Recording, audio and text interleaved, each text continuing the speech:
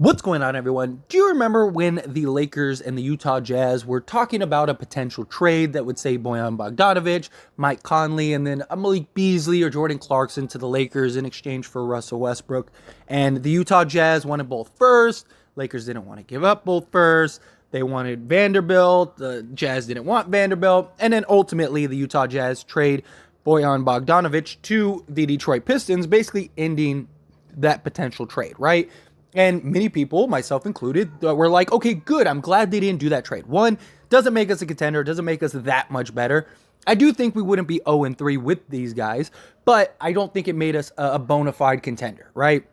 Not just that, but these guys clearly didn't have the value that the Utah Jazz were trying to put. And I even made a video diving into Danny Ainge, and how he botched this rebuild entirely, right? Because you don't unload all your guys to take lesser deals, right? Your job as the GM is to take the best deal possible. And twice he failed to do that. The New York Knicks deal was better than the Cavs deal. And the Lakers or Suns were better deals than what they went with Detroit. Plain and simple. Even if you remove the Lakers from the conversation, they still had better deals on the table that they just decided not to take because Danny Ainge wanted what he wanted. And then he was like, okay, fine. Then I will just go over here. And look what happened. Utah is 3-0. They look really good. I even talked about this when Bojan was traded. And I was like, what are the Jazz going to do? They're still going to be good enough to be a competent, competitive team. And they're very likely good enough to maybe make the play-in. And you're a rebuilding team.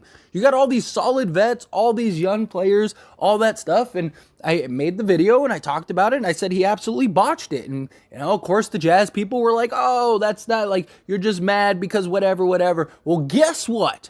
We got a new report saying that the Utah Jazz are willing to explore a potential trade with the Lakers once again. That the Lakers and the Jazz are going to discuss trades centered around Jordan Clarkson, Mike Conley, and Rudy Gay. You know why? Drum roll, Jazz fans, because they weren't trying to win games. They were trying to tank to go get a Victor or a Scoot or whomever, because that's what you do when you do a rebuild. And Danny Ainge shot himself in the foot. And now he wants to try to get out of it. And so now he wants to talk to the Lakers because the Lakers do exactly what I've been saying from day one, which is they wipe the books and they unload all the veterans in one swoop. Boom, one deal, everything's done. You can get back to tanking, or at least if you're still good, at least you're good with the young guys. So the young guys are getting the experience, right? Colin Sexton isn't even playing for this team. He's coming off the bench, playing 18 minutes a game. That's not why you went and got him, right? So you want to move off these veteran guys and you want to send them to a place that they want to go to. And the Lakers make a lot of sense.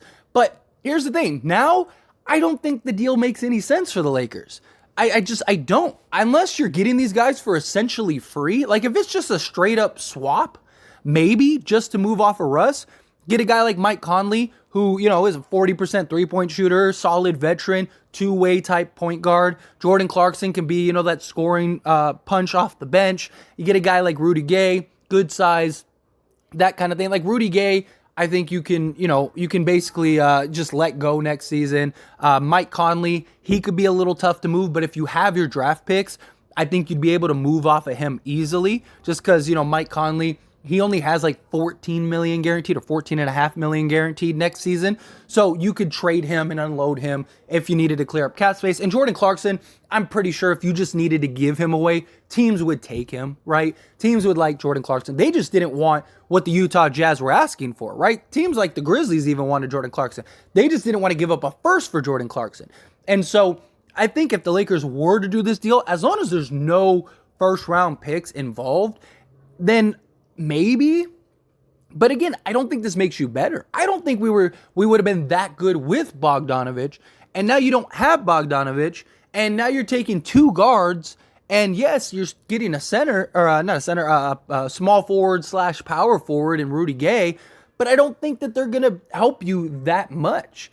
I don't think that these are, unless you're working on a 3-team deal and maybe you're sending Clarkson somewhere and you're getting back somebody, there was all the talks about Cam Reddish, but do the Knicks want Jordan Clarkson, or can you move Jordan Clarkson to another team and maybe get a wing? Maybe you can move him to Charlotte.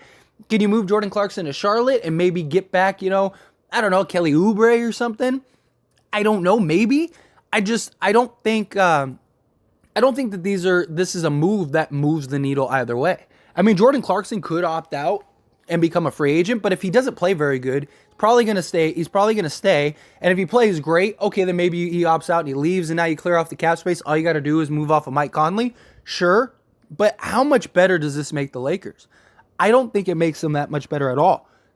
This isn't better than the Spurs deal.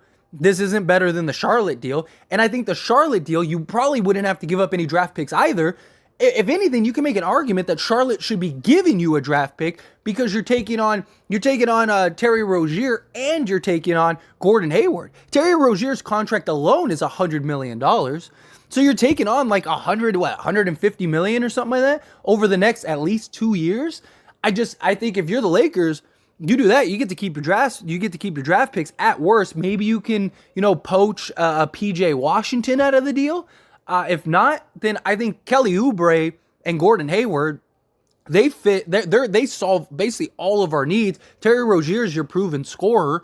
I just think that that's a much better deal, right? Like I would rather get 2 wings and take on long-term salary than 2 point guards and take on long-term salary. Now, the only concern is injuries, right, with Gordon Hayward. Gordon Hayward hasn't really played a bunch of games over the last several seasons, and he's really injury-prone. And at least, Jordan Clarkson, Mike Conley, and Rudy Gay, they've actually been, models of play, right? I mean, Mike Conley played like 71 games or something like that last season. So health-wise, I think you'd be okay there, but you already have so many guards. Unless you're, moving off of a Patrick Beverley or, you're letting go of Dennis Schroeder or something like that. This doesn't make any sense to me. It just doesn't. And like, who are you waiving? Who are you getting? I'm not a big fan of this deal. I would like Rudy Gay. Like if they could figure out a way to get Rudy Gay for like peanuts, like I wouldn't mind doing that. Like, hey, we'll take Rudy Gay. I mean, unless you're getting this deal for essentially nothing, and then you can kind of use your other assets and maybe a Jordan Clarkson or something to go get like another deal and try to make your team like kind of like just revamp the roster, right? Like let's say you get a Mike Conley and Rudy Gay and then you go to like Charlotte and you're like, hey, we'll take Kelly Oubre and Terry Rozier. We'll give you Jordan Clarkson and like a first, something like that. Maybe that could work. And then you end up with Terry Rozier. You end up with Kelly Oubre and then Rudy Gay. I mean, maybe, and then Mike Conley as well. So I don't know. I don't know how you would do this to make it make sense. I mean, Rudy Gay, I wouldn't mind taking him on. Good, sizable wing. I don't think he's the grit and grind Rudy Gay, but I do think he's good enough to be a contributor. I think he's a guy that could play the 3, could play the 4, play some solid defense, be sort of a 3-and-D guy for you. But he's not he's not an absolute sniper, right? Jordan Clarkson is terribly inefficient when it comes to scoring and shooting.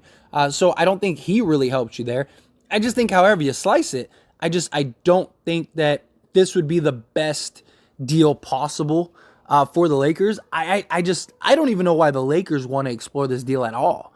I mean, if I'm the Lakers, I'm telling Utah to go shovel sand, go figure it out another way, or keep winning. Tell you what, keep winning, ruin your season. Like you have a guy like Victor that you could have realistically went and tanked for, and now you're going to be a play-in team. Enjoy being mediocre for the next several years. Like that's what I would tell him. Like, hey, like that sucks.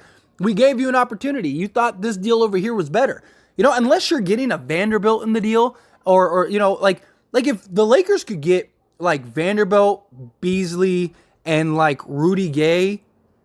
Like, maybe I'd do that deal because you get like 3 guys that could be really solid, like rotation guys. You get a little bit of exploration, maybe throw in a first in that case. But I just don't see. I just think that if the Hornets deal is real, and I think that that's a better deal, I actually think the Miles Turner and Buddy Hield deal is better than this deal with these 3. And I'm not even that big on the Indiana Pacers deal. Like, I've talked a lot about how I don't think the Indiana Pacers deal basically does anything. And Utah, and I don't see Danny Ainge not wanting some assets. And it's like, if you're taking on assets, you're taking on long-term salary again. You're helping Utah get out of their winning situation. I don't think that this is a deal that the Lakers should even entertain. Unless, like I said, unless you're working out a deal that gets you, another, like this is the first stepping stone into another deal. Like if this is the beginning stages to get, and you could line up deals for like a Jordan Clarkson, or, maybe even somebody would want Mike Conley because of a smaller salary. Maybe you could move Mike Conley and Jordan Clarkson and then get Rudy Gay and then end up with like Rozier, like the 3-team deal, right? And you get the Charlotte deal. Maybe you end up with like Gordon Hayward and Terry Rozier, and you're unloading, whatever, Mike Conley, Jordan Clarkson, and, first or something. I don't know. I don't even know if the money works that way, but it's just an idea off the top of my head. I just think that if you're the Lakers, I just think you tell them no, shovel sand. Unless you're getting these guys for absolutely free, and it's just like Russ for these three. The only thing that I guess you can make an argument is that these 3 guys would probably be easier to move individually, right? If you wanted to do smaller deals. Like, again, I think a team would take Jordan Clarkson. I think a team might take Mike Conley at the right price, especially if you're willing to take on like a long-term deal. So like if you could do like Terry Rozier for Mike Conley, they might look at it as like, okay, well, that's basically a year less, and only half of his money next season is guaranteed. We move off of his long-term salary. Like, okay, cool. We got a Mike Conley that can help for now. You get what I'm saying? Like, maybe something like that could work, but I just think in general, you're just better off just passing and just waiting to see. I would rather them not, like, this is one of those deals that it's like, no trade is better than a bad trade. This is that bad trade, in my opinion. I just don't think that this is a good trade at all. I think this is a trade that the Lakers should stay as far away from as possible. But those are my thoughts and opinions. And as always, I pass the question on to you. Let me know yours down in the comment section below. Do you agree with me that, yes, this is a no-go trade? Do you think like, no, Lakers should do this trade or at least entertain it, see what they want in return?